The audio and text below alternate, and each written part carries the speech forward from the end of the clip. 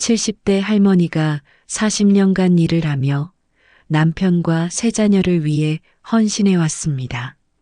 남편이 먼저 세상을 떠난 후 자식들은 재산에만 관심을 갖고 어머니는 필요 없는 존재가 됐어요.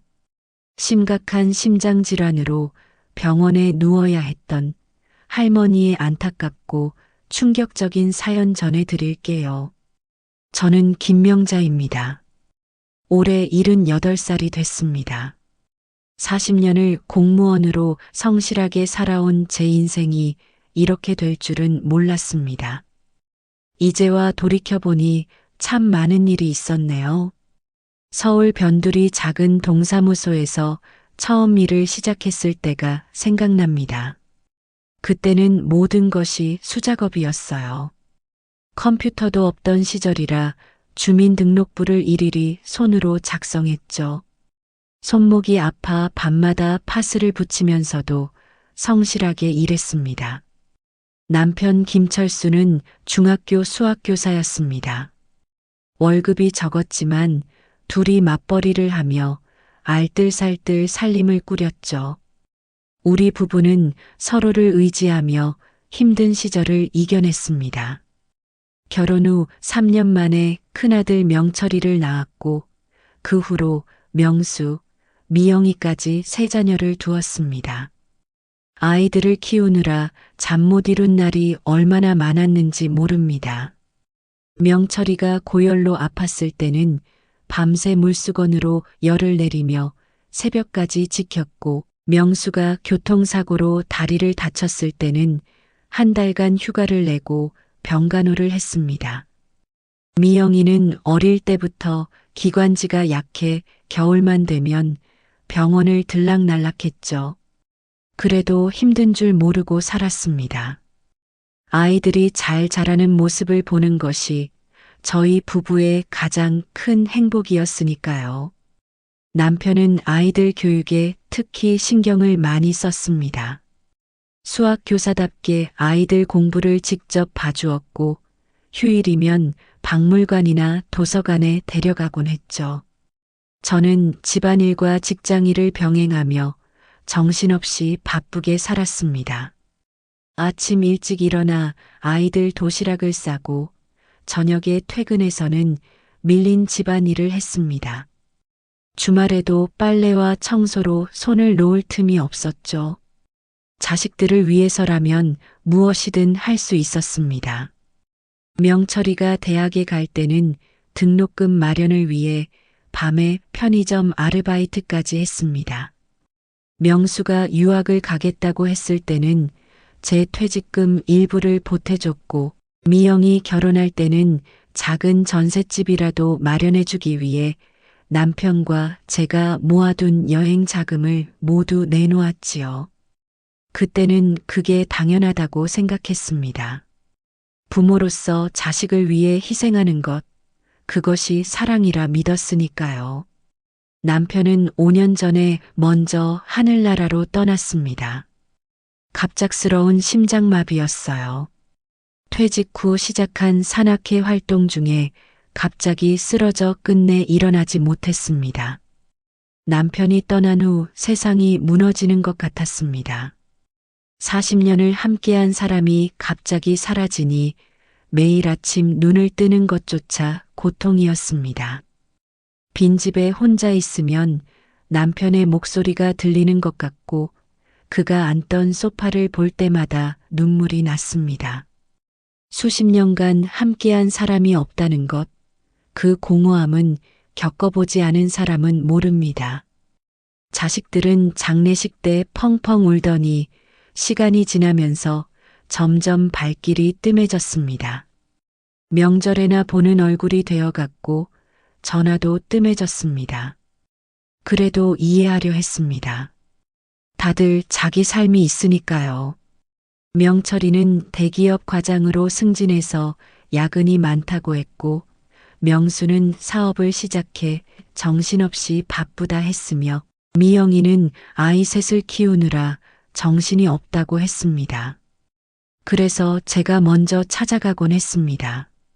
명철이네 가면 며느리 표정이 그리 반갑지 않았지만 손주들 얼굴 보는 재미에 그런 서운함은 접어두었습니다. 남편이 떠난 후 혼자 살기 적적해서 큰아들 명철이네 집 근처로 이사했습니다. 망원동에 있던 2억짜리 아파트를 팔아 1억은 큰아들네 집 근처 오피스텔을 얻고 나머지는 제 노후 자금으로 남겼습니다. 남편의 유언이 있었거든요. 여보, 자식들 다 컸으니 이제는 당신 노후를 챙겨야 해. 우리가 힘들게 모은 돈 당신 위에 써. 자식들 줄 생각 말고. 그때는 남편 말이 너무 냉정하다고 생각했습니다. 어떻게 내 자식인데 돈을 안 줄 수 있나라고요. 지금 생각하면 남편이 앞을 내다봤던 거네요. 오피스텔로 이사한 후 처음에는 잘 지냈습니다. 작지만 관리하기 쉬운 집이 좋았고 명철이네 가족이 자주 오니 외롭지 않았습니다. 동네 노인정에도 나가고 복지관에서 하는 스마트폰 교실도 들었습니다. 퇴직 후 처음으로 제 시간을 가진 느낌이었죠. 남편과 가보고 싶었던 제주도에도 여행 가고 친구들과 소소한 모임도 가졌습니다. 그렇게 1년쯤 지날 무렵 자식들의 태도가 조금씩 달라지기 시작했습니다. 처음에는 눈치채지 못했습니다. 명철이가 갑자기 적금 들 돈이 필요하다며 손을 내밀었을 때도 당연히 도와줘야 한다고 생각했습니다. 3천만 원을 빌려주었는데 돌려받은 적은 없습니다. 명수도 사업 자금이 필요하다며 2천만 원을 빌려갔고 미영이는 아이들 학원비가 부담된다며 종종 용돈을 요구했습니다. 그럴 때마다 괜찮다, 엄마가 쓸 데가 어디 있겠니라며 넘어갔습니다. 하지만 돈을 빌려갈 때와 달리 돈을 준 후에는 연락도 뜸해지고 찾아오는 횟수도 줄었습니다. 간혹 자식들이 모이는 자리에서는 제 재산 이야기가 슬그머니 나왔습니다. 어머니, 요즘 사기치는 사람 많으니까 통장 관리 저희가 도와드릴게요. 어머니, 혹시 모르니까 통장 비밀번호 알려주세요. 이런 말들이 나올 때마다 가슴이 철렁했지만 내 자식들인데 설마라는 생각으로 넘겼습니다. 지금 생각하면 그때부터 경계했어야 했는데 모성애라는 게 참 무섭습니다. 자식이라면 눈이 멀어 아무것도 보이지 않으니까요. 자식들에게 온전히 마음을 줬던 저는 그들도 저에게 그럴 거라 믿었습니다. 하지만 현실은 달랐습니다. 이제 와서 생각해 보니 제 인생의 가장 큰 실수는 자식들에게 너무 많이 주기만 했다는 것일지도 모르겠습니다. 받기만 하던 자식들은 당연히 더 받을 것만 생각하게 됐으니까요. 이제 제 삶의 가치를 증명해야 할 때가 온 것 같습니다. 평생 희생만 해온 저지만 이제는 제 삶을 위한 마지막 싸움을 시작해야겠습니다. 처음에는 좋았습니다. 명철이 가족이 일주일에 한 번씩 찾아와 식사도 하고 손주들 얼굴도 볼 수 있었으니까요. 일요일마다 손주들이 할머니 하며 달려오면 그렇게 행복할 수가 없었습니다. 명철이 아내 수진이는 제가 끓여놓은 된장찌개를 먹으며 어머니, 역시 손맛이 최고예요. 라고 했고 손주들은 제가 몰래 사놓은 과자를 받아들고 좋아했죠. 그런 날이면 남편 없이 혼자 사는 외로움도 잠시 잊을 수 있었습니다. 하지만 시간이 흐르면서 방문 횟수가 줄어들더니 한 달에 한 번 보기도 힘들어졌습니다. 처음에는 회사에서 프로젝트가 있어서요. 아이들 학원 스케줄이 바뀌어서요 같은 핑계를 대더니 나중에는 아예 연락도 잘 받지 않았습니다. 전화해도 회사에서 바빠요라는 말뿐이었죠. 문자를 보내면 나중에 연락드릴게요라는 답장만 오고 실제로 연락이 오는 경우는 거의 없었습니다. 명절에 모이면 이제는 분위기도 달라졌습니다. 예전에는 오손도손 모여 이야기도 나누고 웃음소리가 끊이지 않았는데 이제는 서로 핸드폰만 보거나 빨리 자리를 뜨려고 합니다. 손주들도 커가면서 할머니보다는 게임기에 더 관심을 보였습니다. 며느리 수진이는 제가 끓인 된장찌개가 짜다며 한 숟갈 먹고 말았고, 명철이는 내내 회사 전화를 받느라 식탁에 제대로 앉지도 못했습니다. 작은 아들 명수는 아예 명절에만 얼굴을 비쳤습니다. 사업한다는 핑계로 바쁘다며 잠깐 들러 세배만 하고 갔죠. 그나마도 제가 쥐어준 세뱃돈을 받아들고 나서는 어머니 급한 약속이 있어서요라며 서둘러 나갔습니다. 그 모습을 보고 있자니 가슴이 아팠습니다. 젊었을 때는 다른 집 명절 음식이 맛있다고 칭찬하던 아이였는데 이제는 제 음식은 쳐다보지도 않았습니다. 막내딸 미영이는 결혼한 뒤로 시댁 핑계만 대며 연락도 잘 안 했습니다. 엄마, 시어머니가 같이 있자고 하셔서요. 애들이 아파서 병원에 있어요. 같은 말만 했죠. 명절에도 시댁에 먼저 가야 해서라며 잠깐 들렀다 갔고 제 생일에도 꽃다발만 배달시키고 직접 오지 않았습니다. 어릴 땐 엄마 없으면 못 살아라고 하던 딸이었는데 이제는 저보다 시댁이 더 중요해진 모양이었습니다. 외로움이 커져가던 차에 갑자기 건강이 나빠졌습니다. 어느 날 아침 가슴이 답답하고 숨이 차서 깼습니다. 처음에는 단순히 나이 탓이라 생각했는데 증상이 점점 심해져서 혼자 병원에 갔습니다. 택시비가 아까워 버스를 타고 가다가 어지러움을 느껴 옆 사람에게 도움을 청했던 기억이 납니다. 병원에 도착해서야 간신히 숨을 돌릴 수 있었습니다.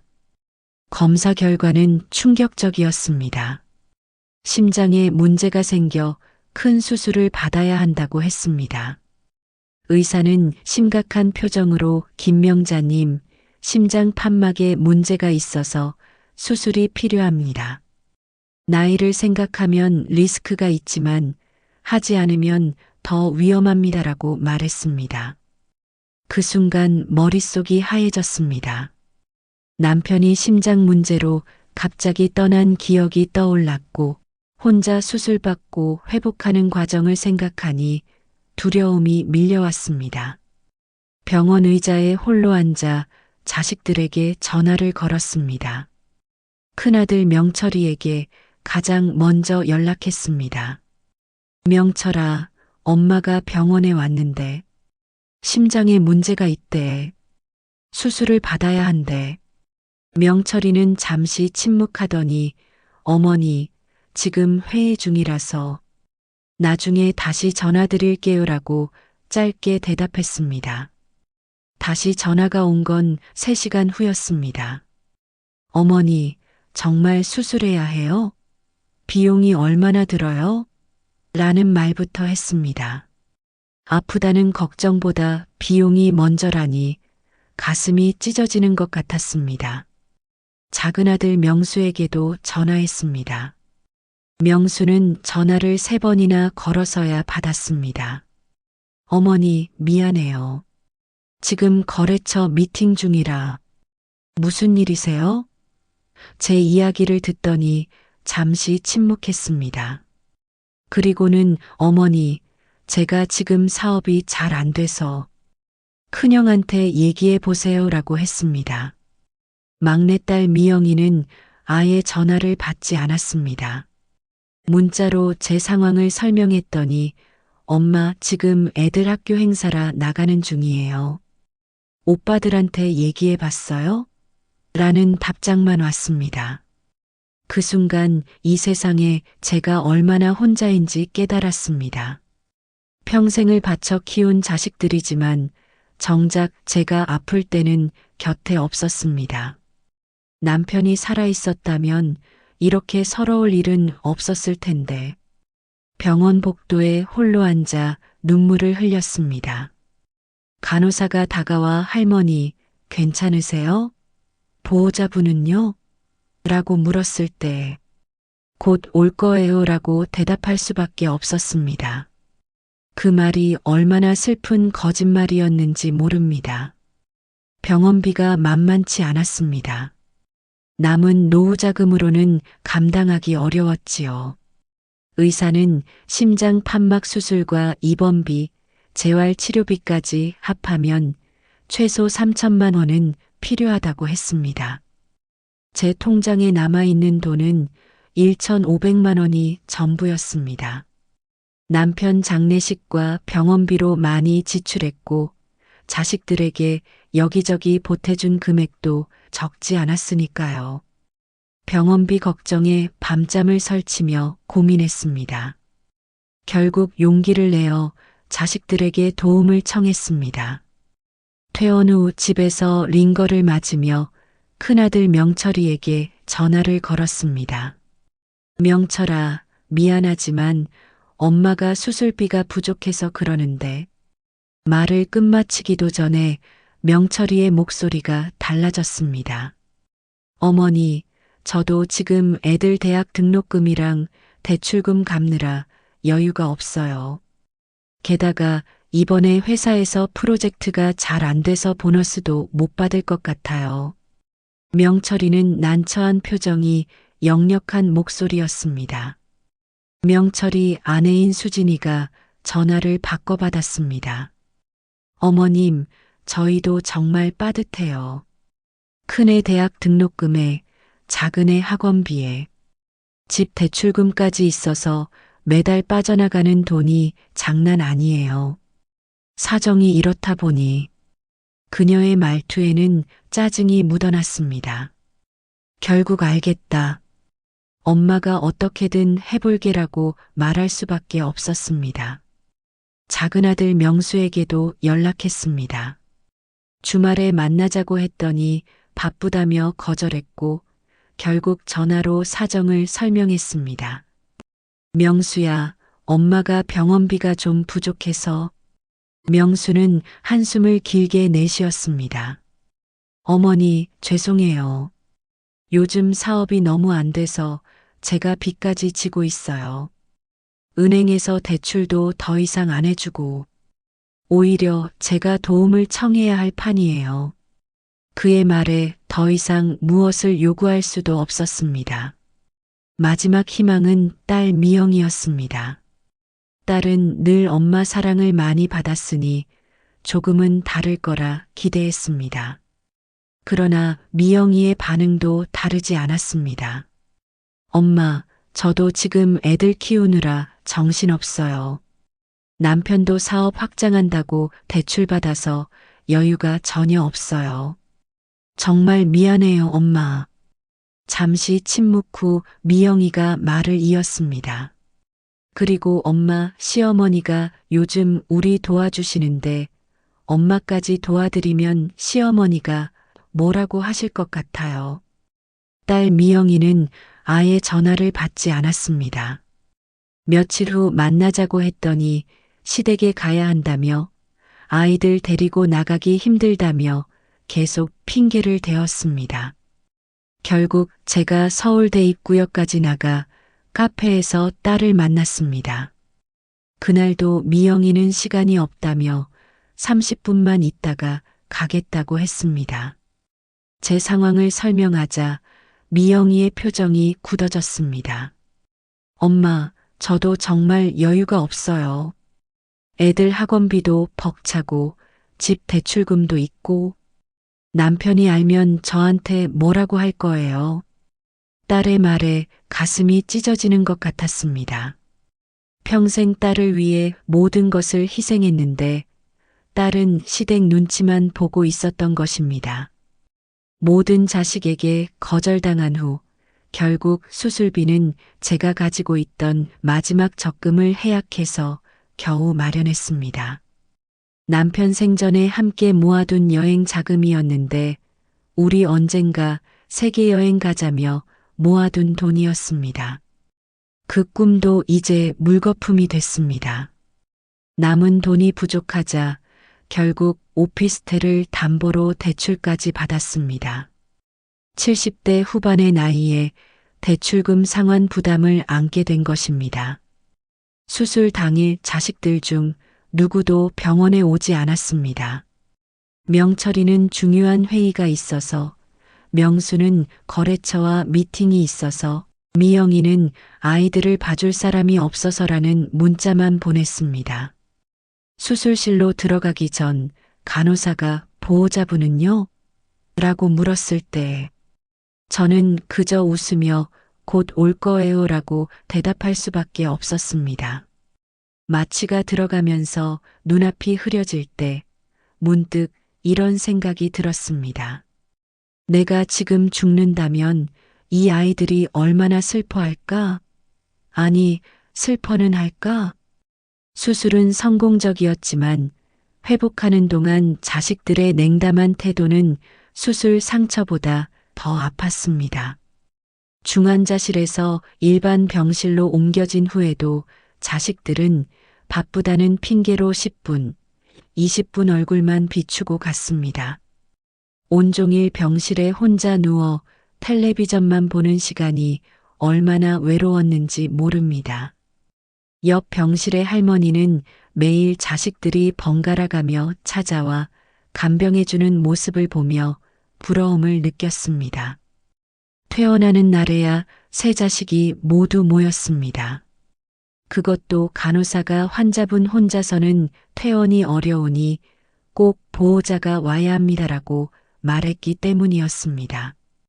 자식들은 병원 로비에서 서로 눈치만 보다가 결국 명철이가 어머니, 저희 집에는 모실 공간이 없어서 라고 말했습니다. 명수도 어머니, 저는 사무실에서 살다시피 해서 돌봐드릴 수가 없어요 라고 했고, 미영이는 엄마, 우리 집은 시어머니가 계셔서 라고 말했습니다. 결국 저는 혼자 오피스텔로 돌아왔습니다. 처음 며칠은 이웃집 김할머니가 가끔 음식을 갖다 주셨지만 그분도 자식 집에 가시게 되어 더 이상 도움을 받을 수 없게 되었습니다. 수술 후유증으로 걷기도 힘들고 조리할 기력도 없었지만 자식 셋 중 누구도 제대로 돌봐주지 않았습니다.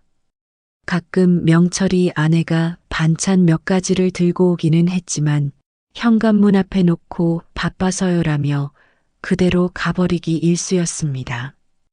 퇴원 한 달 후 자식들은 제게 요양원을 알아보자고 했습니다. 어머니, 혼자 계시다가 무슨 일 생기면 어떡해요? 요양원이 편하실 거예요. 명철이가 말했습니다. 제 생각은 묻지도 않고 자기들 편할 대로 결정하려는 모습이 서글펐습니다. 저는 단호하게 거절했습니다. 난 아직 내 힘으로 살 수 있어. 요양원은 필요 없어. 그 말에 자식들은 미묘한 표정을 지었습니다. 속으로는 엄마가 오래 사시면 우리한테 부담이 될 텐데 라고 생각하는 것 같았습니다. 서서히 건강을 회복해 가면서 저는 마음을 다잡았습니다. 이렇게 자식들에게 의지해서는 안 되겠구나. 내 노후는 내가 책임져야겠다라고 생각했습니다. 쓸쓸한 마음이었지만 현실을 직시할 수밖에 없었습니다. 자식들은 이제 제 곁을 지켜주지 않을 테니까요. 그렇게 홀로 회복 과정을 견뎌내며 혼자서도 살아갈 힘을 키워나갔습니다. 퇴원 후 어느 날 우연히 자식들의 대화를 듣게 되었습니다. 제 오피스텔에서 열린 가족 모임에서 제가 화장실에 간 사이 주고받는 말이었습니다. 그날은 제가 퇴원한 지 2달이 되는 날이었습니다. 몸이 많이 회복되어 자식들과 손주들을 초대해 오랜만에 직접 음식을 해주고 싶었습니다. 아침부터 장을 보고 김치찌개와 잡채, 불고기를 정성스럽게 준비했습니다. 허리가 아프고 다리가 저렸지만 가족들이 함께 모인다는 생각에 힘이 났습니다. 명철이네 가족이 먼저 도착했습니다. 손주들은 할머니 라며 반갑게 인사했지만 곧 각자 핸드폰만 들여다보기 시작했습니다. 며느리 수진이는 제가 정성스레 차린 음식을 보며 어머니, 이런 거 해놓으시면 저희가 부담스러워요. 그냥 나가서 먹을 수도 있었는데 라고 말했습니다. 명철이는 어머니, 몸은 좀 어떠세요? 병원비는 다 처리되셨어요? 라며 건강보다는 돈 걱정부터 했습니다. 곧이어 명수와 미영이네 가족도 도착했습니다.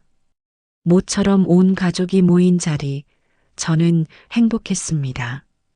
비록 자식들이 평소에 관심을 보이지 않아도 이렇게 다 함께 모이니 그동안의 서운함이 잊혀질 것 같았습니다. 식사를 하면서 자식들은 각자의 근황을 이야기했습니다. 명철이는 승진 이야기, 명수는 사업 계획, 미영이는 아이들 학원 이야기. 정작 제 이야기는 묻지 않았지만 그래도 이렇게 모여 있다는 것만으로도 감사했습니다. 식사가 끝나고 저는 부엌에 설거지를 하러 갔습니다. 그때 거실에서 자식들의 대화가 들려왔습니다. 처음에는 별 생각 없이 들었는데 곧 제 귀를 의심할 수밖에 없었습니다. 어머니가 얼마나 더 오래 사실까? 오피스텔이랑 통장에 남은 돈이 우리한테 올 텐데. 명철이의 목소리였습니다. 그 말에 가슴이 철렁 내려앉았습니다. 형, 유산 분배는 어떻게 할 거예요? 저도 지금 사업하는데 자금이 필요해서요. 명수가 대답했습니다. 마치 제가 이미 세상을 떠난 것처럼 이야기하는 아들들의 목소리가 칼처럼 가슴을 파고들었습니다. 언니, 오빠, 엄마 재산 때문에 싸우지 말아요. 셋이 공평하게 나누면 되죠. 근데 엄마가 병원비로 많이 쓰셨다던데 얼마나 남았을까요? 미영이의 목소리였습니다. 손에 들고 있던 그릇을 떨어뜨릴 뻔했습니다. 가슴이 무너져 내리는 것 같았습니다. 제가 아직 살아있는데 벌써 제 재산을 탐내고 있다니요. 40년을 희생하며 키운 자식들이 보여준 모습은 제가 상상했던 것과는 너무나 달랐습니다. 눈물이 주르륵 흘러내렸지만 소리내어 울 수도 없었습니다. 자식들에게 들킬까봐 입을 꾹 다물고 눈물만 훔쳤습니다. 근데 어머니가 요즘 혼자 계시기 불안하지 않아? 갑자기 쓰러지시면 어떡해? 명철이가 말했습니다. 잠시 안도했습니다. 아, 그래도 내 건강은 걱정해 주는구나. 하지만 이어진 말에 그 마음도 무너졌습니다. 그렇게 되면 우리가 간병해야 하는데 솔직히 누가 그럴 시간 있어? 요양원 알아보는 게 좋을 것 같아. 명철이의 말에 명수가 맞장구 쳤습니다. 맞아요. 요양원 가시면 우리도 편하고 어머니도 전문적인 케어를 받으실 수 있잖아요. 미영이가 말을 이었습니다. 근데 요양원 비용이 만만치 않던데 엄마 통장에 얼마 남아있는지 알아야 할 것 같아. 만약 부족하면 오피스텔 팔아야 하나? 자식들은 제 재산 이야기만 하고 있었습니다. 제 건강이나 마음은 안중에도 없었습니다. 저는 그 자리에서 꼼짝 못하고 그들의 대화를 들을 수밖에 없었습니다.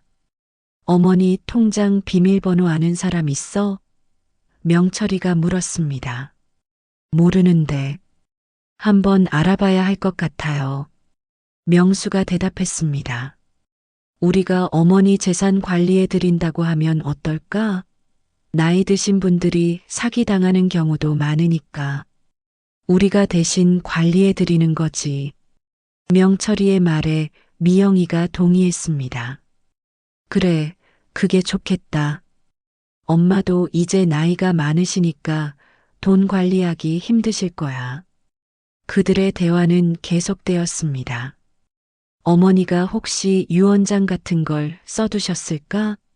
모르겠는데 확인해 봐야 할 것 같아. 만약 써두셨으면 우리가 불리할 수도 있으니 조심해야 해. 자식들의 말 한마디 한마디가 비수가 되어 제 가슴을 찔렀습니다. 평생을 바쳐 키운 자식들이 이제는 제 죽음과 재산만 계산하고 있었습니다. 화장실에서 물 내리는 소리가 들리자 자식들의 대화가 갑자기 멈췄습니다. 어머니 오시나 봐. 얘기 그만해. 명철이의 말에 모두 조용해졌습니다. 저는 겨우 정신을 차리고 다시 거실로 나갔습니다. 자식들은 마치 아무 일도 없었다는 듯 웃으며 저를 맞이했습니다. 어머니, 설거지는 저희가 할게요. 너무 무리하지 마세요. 며느리 수진이의 말이 이제는 가식으로 들렸습니다. 저는 최대한 아무렇지 않은 척 했습니다. 하지만 마음속으로는 폭풍우가 몰아치는 것 같았습니다. 가족들이 모두 돌아간 후 저는 거실 소파에 앉아 한참을 울었습니다. 벽에 걸린 가족 사진을 보며 물었습니다. 내가 뭘 잘못했을까? 어디서부터 잘못된 걸까? 남편의 사진을 바라보며 중얼거렸습니다. 여보, 우리 아이들이 이렇게 변했어요. 당신 말이 맞았어요. 자식들에게 너무 많이 주면 안 된다던 말이. 그날 이후 저는 자식들을 바라보는 시선이 완전히 달라졌습니다. 더 이상 그들은 제가 사랑으로 키운 순수한 아이들이 아니었습니다. 그들은 제 재산을 노리는 사람들일 뿐이었습니다. 가슴 아픈 현실이었지만 이제는 제 눈으로 직접 확인한 사실이었습니다. 그동안 느꼈던 서운함과 외로움이 이제는 배신감으로 바뀌었습니다. 더 이상 자식들에게 기대하지 않기로 결심했습니다. 저 자신을 지켜야 한다는 생각이 들었습니다. 그날 밤 잠을 이루지 못했습니다. 평생을 바쳐 키운 자식들이 저를 사람이 아닌 재산으로만 보고 있다는 사실이 너무 고통스러웠습니다. 침대에 누워 천장만 바라보며 밤을 지새웠습니다. 자식들의 말이 계속 귓가에 맴돌았습니다. 어머니가 얼마나 더 오래 사실까? 유산 분배는 어떻게 할 거예요? 통장에 얼마나 남았을까? 이런 말들이 제 마음에 깊은 상처를 남겼습니다. 새벽녘에 일어나 거실로 나왔습니다. 벽에 걸린 가족 사진들을 하나하나 바라봤습니다. 명철이가 대학 졸업할 때 찍은 사진, 명수가 첫 직장에 입사했을 때 찍은 사진, 미영이 결혼식 사진. 그 모든 순간들이 이제는 다르게 보였습니다. 그때도 자식들은 저를 진심으로 사랑한 게 아니라 그저 돈줄로만 생각했던 걸까요? 아니면 언제부터 그렇게 변한 걸까요? 눈물을 흘리며 남편의 사진을 바라봤습니다. 여보, 내가 뭘 잘못했을까? 우리 아이들이 어쩌다 이렇게 됐을까? 남편이 살아있었다면 이런 상황에서 어떤 조언을 해줬을까 생각했습니다. 남편은 늘 자식들에게 너무 많이 주지 말라고 했습니다. 돈으로 자식 사랑 사려고 하지 마. 그러다 나중에 후회한다. 그 말이 이제야 가슴에 와닿았습니다. 아침이 밝아오자 결심했습니다. 더 이상 자식들에게 이용당하지 않겠다고요. 처음으로 제 자신과 제 노후를 진지하게 생각해 봤습니다. 지금 제게 남은 것은 무엇인가? 오피스텔 한 채와 통장에 남은 얼마 안 되는 돈, 그리고 아직은 건강한 몸과 맑은 정신. 이것들을 어떻게 지키고 활용할 것인가를 고민했습니다. 잠시 후 식탁에 앉아 종이와 펜을 꺼냈습니다. 이제부터 할 일들을 하나하나 적어 나갔습니다. 1. 통장 비밀번호 바꾸기. 2. 자산 상황 정확히 파악하기. 3. 법적 조언 구하기. 리스트를 작성하면서 조금씩 마음이 가라앉는 것을 느꼈습니다.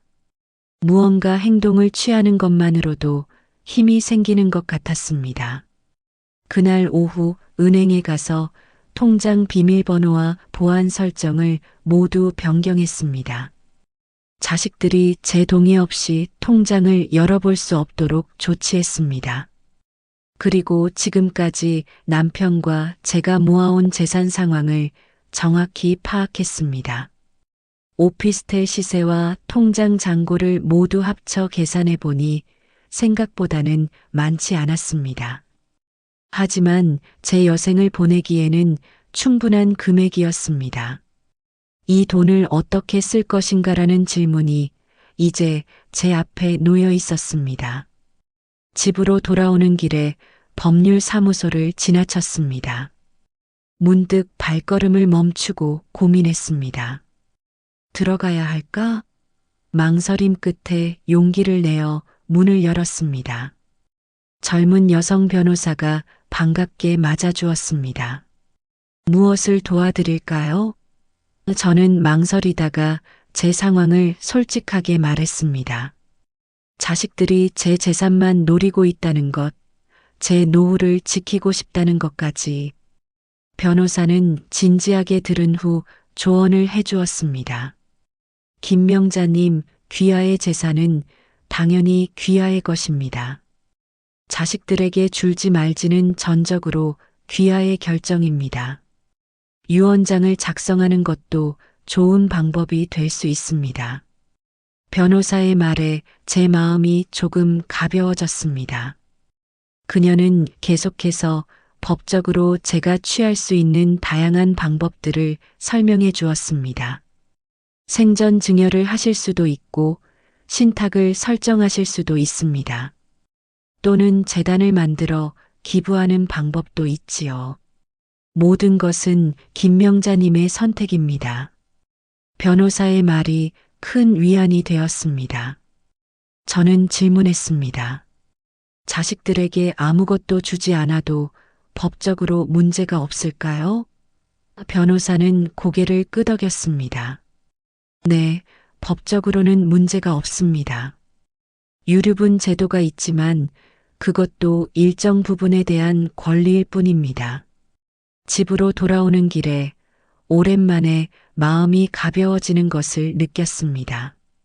법적인 조언을 듣고 나니 더 이상 혼자가 아니라는 생각이 들었습니다. 제 재산을 지킬 수 있는 방법이 있다는 사실이 큰 위안이 되었습니다. 문득 남편이 했던 말이 생각났습니다. 평생 남 위에 살았으면 이제는 너 자신을 위해 살아. 집에 도착해서 TV를 켜니 우연히도 노인 복지에 관한 프로그램이 방영 중이었습니다. 실버 커뮤니티의 행복한 노인들, 자원봉사 활동을 하며 보람을 찾는 노인들의 모습이 보였습니다. 그 모습을 보며 문득 깨달았습니다. 나도 아직 많은 것을 할 수 있다. 아직 인생이 끝나지 않았다. 다음 날 아침 동네 복지관에 전화를 걸었습니다. 어떤 프로그램이 있는지 물어보았고 노인 요가 교실과 문학 동아리가 있다는 답변을 들었습니다. 망설임 없이 등록했습니다. 이제부터는 제 삶을 새롭게 시작하겠다는 결심이었습니다. 자식들에게 의지하지 않고 제 스스로 행복을 찾아가기로 한 것입니다. 복지관에 처음 가는 날 가슴이 두근거렸습니다. 오랜만에 새로운 곳에 가는 설렘이었습니다. 복지관은 생각보다 깨끗하고 밝았습니다. 요가 교실에 들어서자 비슷한 또래의 여성들이 저를 반갑게 맞아주었습니다. 처음 오셨네요? 어서 오세요. 자리가 여기 있어요. 친절한 인사에 긴장이 조금 풀렸습니다. 요가 수업이 끝난 후 한 할머니가 다가왔습니다. 저는 최순자라고 해요. 이름이 어떻게 되세요? 그렇게 시작된 대화는 카페에서 차 한 잔 마시는 것으로 이어졌습니다. 순자 할머니도 저와 비슷한 상황이셨습니다. 자식들에게 실망한 후 스스로 행복을 찾아가는 과정이라고 하셨습니다. 자식들한테 너무 기대하지 마세요. 그들도 자신의 삶이 있어요. 우리도 우리 삶이 있고요. 순자 할머니의 말이 큰 위안이 되었습니다. 그날 이후로 자주 만나게 되었고 서로에게 큰 힘이 되어 주었습니다. 소소한 일상을 나누고 함께 산책도 하고 때로는 마음속 깊은 이야기도 나누었습니다. 그렇게 며칠이 지났습니다. 자식들에게는 아무 말도 하지 않았습니다. 그들이 먼저 연락해 오길 기다렸지만 역시나 아무 연락도 없었습니다. 전에는 서운했겠지만 이제는 오히려 그것이 제게 시간을 주는 것 같았습니다. 혼자만의 시간 동안 많은 생각을 할 수 있었으니까요. 일주일 후 변호사 사무실을 다시 찾았습니다.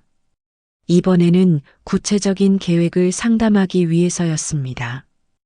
변호사는 반갑게 맞아주었습니다. 김명자님 생각해 보셨나요? 저는 고개를 끄덕였습니다. 네, 결정했습니다. 제 재산의 일부는 제가 남은 생을 살아가는데 쓰고 싶습니다. 여행도 가고 취미도 즐기고 건강을 위한 투자도 하고 싶어요. 변호사는 미소 지으며 듣고 있었습니다. 그리고 일부는 자선단체에 기부하고 싶습니다. 어려운 노인들을 위한 단체나 아이들을 위한 장학금으로요. 제 말에 변호사가 물었습니다. 자녀분들에게는 어떻게 하실 계획인가요? 잠시 침묵한 후 대답했습니다. 모두 다 주진 않을 겁니다. 하지만 완전히 빼버리는 것도 그래도 제 자식들이니까요. 소액이라도 남겨주려고 합니다. 변호사는 이해한다는 듯 고개를 끄덕였습니다. 현명한 결정이십니다. 너무 감정적으로 판단하지 않으시고 균형 있게 생각하시는 것 같네요. 그날 오후 변호사와 함께 유언장 초안을 작성했습니다. 오랜 고민 끝에 내린 결정이었습니다. 제 재산의 40%는 제가 앞으로의 삶을 위해 사용하고 30%는 자선단체에 기부하며 나머지 30%만 자식들에게 남기기로 했습니다. 그것도 균등하게 나누는 것이 아니라 각자의 행동과 태도에 따라 다르게 분배하기로 했습니다. 실질적으로 자녀분들을 테스트해 보고 싶으신 건가요? 변호사가 물었습니다. 저는 고개를 끄덕였습니다. 네, 이것이 제가 자식들에게 줄 수 있는 마지막 교훈이라고 생각합니다. 정말 효도를 했는지, 단지 재산만 바라보고 있었는지 보여줄 기회를 주고 싶어요. 변호사는 조금 생각하더니 좋은 아이디어를 제안했습니다. 김명자님, 유언장은 사후에 효력이 발생합니다. 하지만 생전에 자녀분들의 진심을 시험해 볼 수 있는 방법도 있습니다. 저는 호기심이 생겼습니다. 어떤 방법인가요? 실버타운으로 이사하신다고 하시면서 오피스텔은 파라 자선단체에 기부하셨다고 말씀하시는 건 어떨까요? 실제로 팔지 않으시고요. 그러면 자녀분들의 진짜 태도를 볼 수 있을 것입니다. 변호사의 제안에 저는 깜짝 놀랐습니다. 처음에는 너무 극단적인 방법이라고 생각했지만 곰곰이 생각해 보니 효과적인 방법일 수도 있겠다는 생각이 들었습니다. 그렇게 해도 법적으로 문제가 없을까요? 저는 걱정스럽게 물었습니다. 변호사는 안심시켜 주었습니다. 네, 문제 없습니다. 재산 처분은 전적으로 김명자님의 권리입니다. 거짓말을 하신다고 법적 문제가 되지는 않습니다. 집으로 돌아오는 길에 공원에 잠시 들렀습니다. 벤치에 앉아 하늘을 바라보며 깊은 숨을 내쉬었습니다. 변호사의 제안을 받아들일 용기가 있을까? 자식들의 반응이 궁금하면서도 두려웠습니다. 하지만 이제는 제 삶을 위한 결정을 내릴 때라고 생각했습니다. 다음 날 자식들에게 모이라고 연락했습니다. 놀랍게도 재산 이야기가 나오자 모두 바쁜 일정을 미루고 모였습니다. 명철이, 명수, 미영이가 모두 제 오피스텔에 모였습니다. 그들의 얼굴에는 기대감과 호기심이 가득했습니다. 오랜만에 다 같이 모였구나. 너희들한테 중요한 얘기가 있어서 불렀어. 저는 최대한 차분하게 말을 시작했습니다. 자식들은 모두 귀를 기울였습니다. 엄마가 이제 나이도 많고 혼자 살기 불안해서 결정을 내렸어. 실버타운으로 들어가기로 했어. 자식들의 표정이 미묘하게 변했습니다. 아마도 실버타운 비용은 어떻게 내실 생각인가라는 계산이 머릿속에서 돌아가는 것 같았습니다. 저는 계속해서 말을 이었습니다. 그래서 이 오피스텔은 팔기로 했어. 사실 이미 계약했어. 네, 벌써요? 명철이가 놀란 목소리로 물었습니다. 어머니, 그런 중요한 결정을 왜 저희와 상의 안 하셨어요? 명수도 당황한 기색이 역력했습니다. 미영이는 아무 말도 못하고 입만 벌리고 있었습니다. 엄마가 혼자 결정할 수 있을 것 같아서. 그리고 너희들 바쁜데 귀찮게 하고 싶지 않았어. 제 말에 자식들은 더욱 불안해 보였습니다. 그럼 오피스텔 판 돈은 어떻게 하실 거예요? 명철이가 조심스럽게 물었습니다. 이제 중요한 순간이었습니다. 심호흡을 한 후 대답했습니다. 그 돈은 전부 기부했어. 순간 방 안의 공기가 얼어붙는 것 같았습니다. 네, 기부요? 명수가 믿을 수 없다는 듯 물었습니다. 네, 노인복지재단에 기부했어. 나 같은 노인들을 도울 수 있도록. 어머니, 어떻게 그럴 수 있으세요? 명철이가 소리쳤습니다. 그 돈은 우리 가족의 돈인데. 미영이도 눈물을 글썽이며 말했습니다. 엄마, 그건 너무하셨어요. 저희는 어떻게 해요? 저는 그들의 반응을 지켜보며 가슴이 아팠습니다. 역시 그들에게 저는 사람이 아닌 재산일 뿐이었습니다. 가족의 돈이라고? 너희들 언제부터 내 돈이 가족의 돈이 됐니? 이건 내가 평생 일해서 모은 돈이야. 남편과 함께 모은 돈이고. 제 목소리가 점점 높아졌습니다. 너희들이 나를 찾아올 때는 항상 돈 얘기만 했어. 내가 아픈지 외로운지는 한 번도 물어보지 않았어. 자식들은 할 말을 잃은 듯 했습니다. 명철이가 먼저 자세를 바로 했습니다. 어머니, 저희가 잘못했습니다. 하지만 그렇다고 모든 재산을 기부하시면 어떻게 해요? 저희도 생활이 빠듯한데. 그래, 너희 생활이 빠듯하지. 그래서 엄마가 아플 때 병원비도 안 내주고 퇴원할 때도 집에 데려가지 않았지? 쌓였던 감정이 폭발하기 시작했습니다. 내가 너희들 대학 보낼 때 결혼시킬 때는 돈이 있었는데 막상 내가 도움이 필요할 때는 다들 빠듯하다고 하더라. 자식들의 얼굴이 붉어졌습니다. 아마도 부끄러움 때문인지 분노 때문인지 구분할 수 없었습니다. 미영이가 흐느끼기 시작했습니다. 엄마, 저희가 정말 죄송해요. 다시 기회를 주세요. 저희가 정말 잘할게요. 이제 와서 내가 오피스텔에서 혼자 지낼 때는 찾아오지도 않더니 돈 날아갔다니까 이제 와서 기회를 달라고. 제 말에 자식들은 더 이상 대꾸하지 못했습니다. 침묵이 이어졌습니다. 미안하다. 너희들에게 화를 내고 싶지는 않았어. 제 어조가 부드러워졌습니다. 하지만 너희가 얼마나 나를 소외시켰는지, 얼마나 내 마음을 아프게 했는지 알아줬으면 해. 나는 너희들의 돈이 아니야. 너희 엄마야. 명철이가 고개를 들었습니다. 눈에 눈물이 고여 있었습니다. 어머니, 정말 죄송합니다. 저희가 너무 이기적이었어요. 이제라도 다시 잘할게요. 정말로요. 그의 말이 진심처럼 들렸지만 이제는 쉽게 믿을 수 없었습니다.